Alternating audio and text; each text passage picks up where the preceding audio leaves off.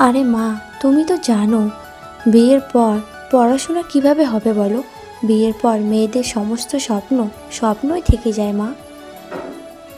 আরে ছাড়ো তো এসব কথা।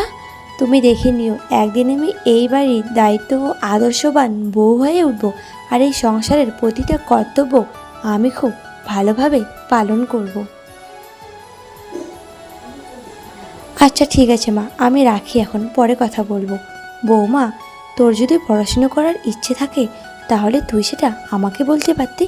আরে মা তো সবসময় এভাবে বলতেই থাকে।